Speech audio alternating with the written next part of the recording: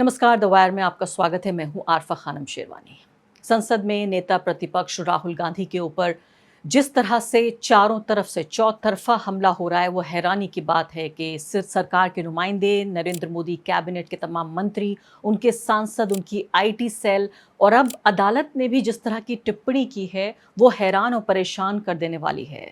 नरेंद्र मोदी काल के लक्षणों में पिछले 11 साल में ये बात जरूर देखने को मिली है कि जो हमारी लोकतांत्रिक संस्थाएं हैं, उनका जो काम है वो तो नहीं कर रही हैं। अदालतों का काम है इंसाफ देना, मामलों की सुनवाई करना और मामलों के फैसले करना। हम देख रहे हैं हजारों मामले लंबित पड़े हुए हैं, लेकिन इधर राहुल गांधी के ऊपर टिप्पणी करती है देश की सर्वोच्च अदालत। ये बड़ी हैरानी की बात है कि ये पूरा एक डेफेमेशन का मामला था, मानहानि का, जिसमें सन 2022 में राहुल गांधी ने भारत जोड़ो यात्रा के दौरान चीन के जरिए भारत की भूमि हड़पने को लेकर बयान दिया था। उस बात पर मानहानि का मुकदमा पहली बात तो दर्ज कर लिया गया। आप ही देखिए कितना हास्यास्पद है ये। और उसके बाद मामला सुप्रीम कोर्ट में उसकी सुनवाई हो रही है। मामले के ऊपर उसकी जो प्रोसीडिंग्स हैं, कार्रवाई है, उसके ऊपर तो कोर्ट ने रोक लगा दी, लेकिन उन्होंने अपनी जो मौखिक टिप्पणी में जो बात कही है वो बड़ी हैरान कर देने वाली बात है। तो सुप्रीम कोर्ट में जिस तरह से जस्टिस दीपांकर दत्ता ने राहुल गांधी की आलोचना की, एक तरह से उनको मैं कहूंगी फटकार लगाई और ये कहा कि आपको कैसे पता चला कि 2000 स्क्वायर किलोमीटर जो जमीन है भारत की वो ऑक्यूपाई हो गई है, आपके पास इसका सबूत क्या है। और यही नहीं रुके जज साहब, जब उन्होंने ये बात कही, ये हैरान कर देने वाली बात है कि एक सच्चा भारतीय कभी ऐसा नहीं कहेगा। ये कह रहे हैं जज साहब। अब ऐसा लगता है कि संविधान की कौन सी किताब आखिर उन्होंने पढ़ ली है, जिसमें मैं कह रही हूँ कि ये किसी आदेश का हिस्सा नहीं है, ये मौखिक टिप्पणी भी है। डेफेमेशन केस पर उन्होंने उसकी जो कार्रवाई है उस पर रोक भी लगा दी है, लेकिन उसके साथ साथ जिस तरह की टिप्पणी की है उससे एक विपक्ष को पूरी तरीके से हथियार मिल गया है राहुल गांधी को हर तरह से रोकने का। यानी राहुल गांधी का जो विपक्ष है, राजनीतिक विपक्ष, जो कि आज का सत्ता दल है, जो सत्तारूढ़ पार्टी बीजेपी है, उस पर जल्दी मैं आती हूँ। लेकिन आप ये देखिए कि जज साहब जो कह रहे हैं उस पर कई तरीके से उसको देखा जा सकता है। सवाल नंबर 1 कि क्या अब जो नेता जो भी बात कहेंगे, क्या उन्हें अदालत में जाकर उस पर गवाह और सबूत इकट्ठे करके वो पेश करने पड़ेंगे, उसके बाद टिप्पणी करनी पड़ेगी। सवाल नंबर 2 ये है कि क्या भारत में अभिव्यक्ति की आज़ादी नहीं है। सवाल नंबर 3 ये है कि विपक्ष के जो नेता हैं, विपक्ष का जो काम है एक लोकतंत्र में, वो है सरकार के कामकाज पर नजर रखना और देश हित की बात करना। अब इस लिहाज से जब एक बाहरी ताकत, एक इतना बड़ा देश आकर भारत की जमीन पर कब्जा कर रहा है, मीडिया में इसको लेकर रिपोर्ट्स छप रही हैं, किताबें बाकायदा इसके ऊपर लिखी जा रही हैं, रिसर्च आर्टिकल्स लिखे जा रहे हैं, ग्राउंड रिपोर्ट्स इस पर हो रही हैं, इससे ज्यादा और क्या चाहिए। इसी पर बेस्ड राहुल गांधी भी टिप्पणी करते हैं, नरेंद्र मोदी भी टिप्पणी करते हैं, उनका पूरा कैबिनेट इसी तरह से मीडिया रिपोर्ट्स को बुनियाद बनाकर, और इस पर पूरी बहस होती है। मैं भी आपके सामने यहाँ इस कार्यक्रम को पेश कर रही हूँ, वो भी मीडिया में जो छपी रिपोर्ट्स हैं उन्हीं की बुनियाद पर मैं अपनी दलीलें यहाँ बनाकर आपके सामने पेश कर रही हूँ। क्या मेरे पास कोई गवाह, सबूत, कोई ऐसा बुनियाद है, कोई मुकदमा मैंने अदालत में जीता है जिसके बाद आके मैं यहाँ पर इस कार्यक्रम को पेश करूंगी आपके सामने। तो हैरानी की बात यह है कि एक तरह का मैं कहूंगी कि कोर्ट का ये जो बर्ताव है, खासकर न सिर्फ कि ये सवाल करना कि 2000 किलोमीटर स्क्वायर किलोमीटर की जो ज़मीन है वो भारत की ऑक्यूपाई की है, उस पर कब्जा किया है चीन ने, इसका आपके पास क्या सबूत है। इसके अलावा उन्होंने जो सच्चे भारतीय होने का जो सबूत मांगा है राहुल गांधी से, ये बहुत हैरान और परेशान कर देने वाला है कि क्या हमारे संविधान की किताब में कहीं पर ये लिखा हुआ है, कोई डेफिनेशन है, क्या सच्चे देशभक्त की कोई परिभाषा है कि अगर ये काम किया जाएगा तो सच्चा देशभक्त माना जाएगा। मेरी नज़र में तो जनहित की बात करना, सरकार से सवाल पूछना, सरकार को अपने दायरे में रखना, सरकार को जनता के और राष्ट्र के हित में काम करने के लिए प्रेरित करना और दबाव बनाना, विपक्षी नेता का तो यही काम है। विपक्ष का सबसे बड़ा नेता जब सुप्रीम कोर्ट उसके ऊपर इस तरह की टिप्पणी करता है तो साफ तौर पर एक तरह से मैं इसको टिप्पणी अदालत ने उनके बारे में की है, मैं साफ तौर पर इसको एक तरह से एक टर्निंग पॉइंट मानती हूँ भारत की राजनीति में। भारत में अदालतें जिस तरह से काम करती हैं, और इसके अलावा आप ये देखिए कि राहुल गांधी के ऊपर पहले से ही कई दर्जन मुकदमे उनके ऊपर चल रहे हैं। उनको अलग अलग अदालतों में जाकर कभी उनके वकील और कभी वो खुद उनको पेशियां देनी पड़ती हैं। आप जानते हैं कि डेफेमेशन का ही वो केस था जब मोदी की उन्होंने बात की थी, जिसकी बुनियाद पर उनसे उनकी सदस्यता तक संसद की छीन ली गई थी, उनसे उनका घर छीन लिया गया था। ये तमाम चीज़ें उनके ऊपर तलवार ये लटक रही थी कि हो सकता है कि आने वाले 6 सालों तक भी वो चुनाव तक न लड़ पाएँ। ये भी खतरा उनके ऊपर लटकता रहा, मंडराता रहा। तो वो व्यक्ति जो न सिर्फ कि जो भाजपा है उसका सत्ता दल का जो बल है, पैसे का बल और हर तरह का जो उसके पास बल है, न उससे लड़ रहा है, बल्कि तमाम तरह की जो संवैधानिक संस्थाएं हैं, चाहे वो इलेक्शन कमीशन हो, चाहे वो इन्फोर्समेंट डायरेक्टरेट हो, चाहे वो सीबीआई हो, चाहे वो अब अदालतों को भी देखिए, वो भी उच्चतम अदालतें। यहाँ पे मैं आती हूँ कि किस तरह से उन्होंने सुप्रीम कोर्ट ने नेता प्रतिपक्ष राहुल गांधी जो है उनके ऊपर ये जो फटकार का पूरा मामला है, इसको अगर आप देखने की कोशिश करें तो पूरे तरीके से आप ये सोचिए सीधे शब्दों में ये उनसे जवाब मांग लिया है। और दूसरी बात यह है कि जो इससे भी ज़्यादा महत्वपूर्ण बात यह है कि सुप्रीम कोर्ट ने ये कहा कि आपने ये बात संसद में क्यों नहीं कही, ये बात आप संसद में क्यों नहीं पूछते। जब सीमा पर विवाद चल रहा हो तो क्या ऐसी बातें करनी चाहिए, आपने इस मुद्दे को संसद में क्यों नहीं उठाया।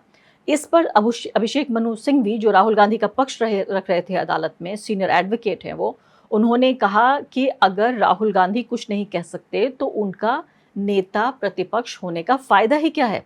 इस पर सुप्रीम कोर्ट ने ये कहा कि आप ये बात संसद में क्यों नहीं पूछते, यानी कि अगर आप प्रतिपक्ष के नेता हैं, अगर आप लीडर ऑफ ऑपोजिशन हैं, तो आप ये बात संसद में पूछिए, सोशल मीडिया पर आप ऐसी टिप्पणियां क्यों कर रहे हैं। अब फिर से मैं आपको बता देती हूँ कि सन 2022 में जब आपको मालूम है कि पूरे देश में कश्मीर से लेके कन्याकुमारी तक या कन्याकुमारी से लेके कश्मीर तक जब राहुल गांधी ने पूरे देश का पैदल चलकर दौरा किया और हफ्तों चली इस यात्रा में उन्होंने हज़ारों किलोमीटर की यात्रा की, अलग अलग तरह के मुद्दे उठाए, वहाँ पर वो गलवान तक भी गए और लद्दाख में जब वो लोगों से बातचीत कर रहे थे तब का ये वीडियो उभर कर आया है। और इसमें जब वो आम बातचीत लोगों से कर रहे थे तब राहुल गांधी ने ये कहा था कि लोग भारत जोड़ो यात्रा के बारे में क्या क्या पूछेंगे, लेकिन चीनी सैनिकों द्वारा हमारे सैनिकों की पिटाई पर एक बार भी सवाल नहीं पूछेंगे। इस जो डेफेमेशन हुआ वो इस पर हुआ है। और साथ ही राहुल गांधी ने चीन के जरिए भारतीय जमीन पर कब्जे का भी दावा किया था। अब यहाँ पर इससे पहले कि मैं आपको बताऊं कि जो नरेंद्र मोदी सरकार के जो मंत्री हैं वो आके किस तरह के बयान दे रहे हैं, इसके अलावा उनकी पार्टी के जो नेता हैं, दूसरे जो स्पोक्स पर्सन है वो क्या कह रहे हैं। अब मैं चाहती हूँ कि ये वीडियो जो है लद्दाख में रिकॉर्ड हुआ जिसको आप सुन लीजिए भारत जोड़ो यात्रा के दौरान।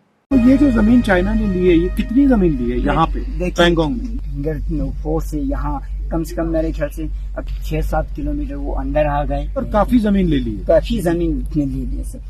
मगर प्रधानमंत्री तो कहते हैं जमीन नहीं ली। मुझे दुख की बात है कि प्रधानमंत्री जी कहते हैं कि 1 इंची नहीं गया। हमें पता है कि 1 इंची गया कि कितना गया। यहीं के रहने वाले हैं हम, ये सब कुछ हमसे रहे। तो यहाँ जब प्रधानमंत्री आए थे ना लद्दाख आए थे? नहीं है यहाँ नहीं करगिल यहाँ नहीं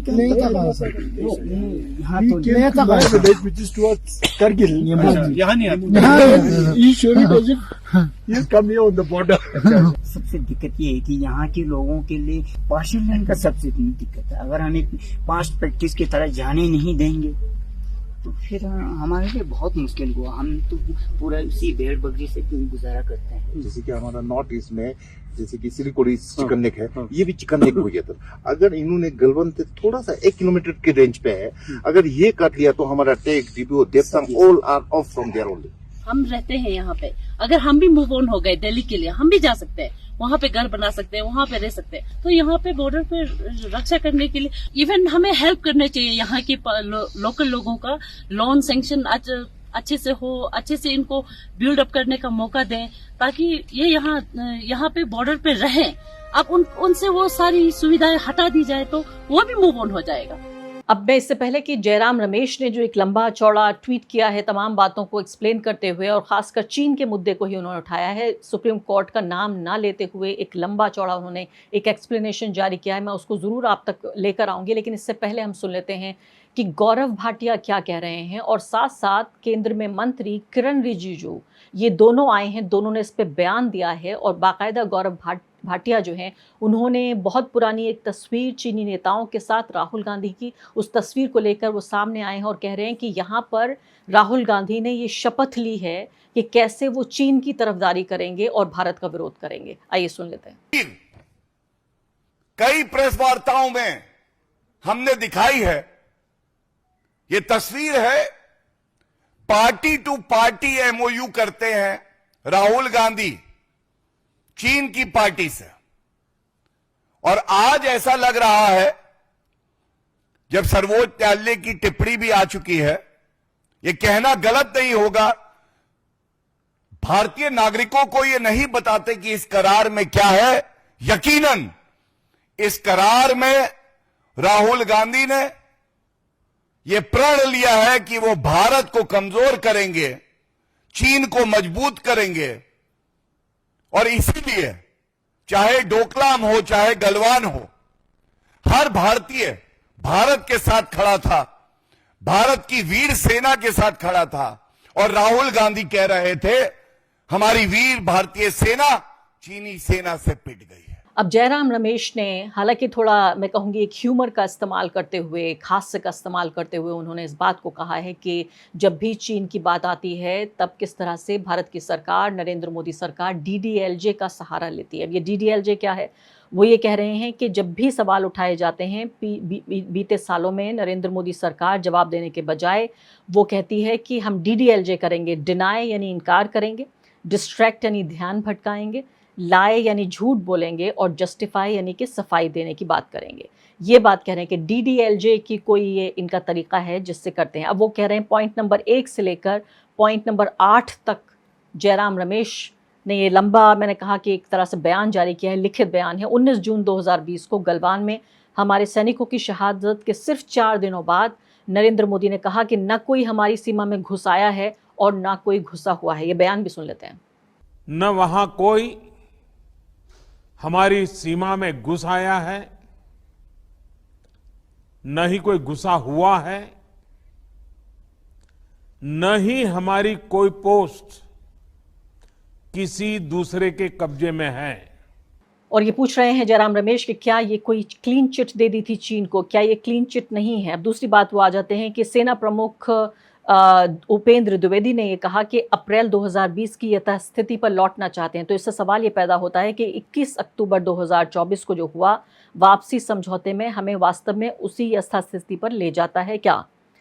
अब नंबर 3 है, क्या ये सच नहीं है कि आज भारतीय गश्त दलों को डेप्सांग, डेमचौक और चुमार में अपने पेट्रोलिंग पॉइंट तक जाने के लिए चीनी सहमति की जरूरत पड़ती है, जबकि पहले वो भारत के क्षेत्रीय अधिकारों का स्वतंत्र रूप से उपयोग करते थे? फिर वो कह रहे हैं कि क्या ये सही नहीं है कि गलवान, हॉट स्प्रिंग और पेंगोंग झील क्षेत्र में भारतीय गश्ती दलों को उन इलाकों तक पहुंचने से बफर जोन के कारण रोका जा रहा है, जबकि ये बफर जोन भारत के दावे की रेखा के भीतर ही है। ये टेक्निकल पॉइंट्स उठा रहे हैं यहाँ पर जयराम रमेश और ये बताने की कोशिश कर रहे हैं कि जो दावा राहुल गांधी ने किया मीडिया रिपोर्ट्स की बुनियाद पर और जो वीडियो मैंने आपको दिखाया अभी लद्दाख में जिन लोगों से बातचीत कर रहे थे राहुल गांधी, इन सब की बुनियाद पर क्या इसको साबित नहीं किया जा सकता? 2020 में वो ये कह रहे हैं व्यापक रूप से रिपोर्ट नहीं किया गया कि पूर्वी लद्दाख का 1000 वर्ग किलोमीटर इलाका चीनी नियंत्रण में आ गया है, जिसमें देप्सांग का 900 वर्ग किलोमीटर क्षेत्र भी शामिल है।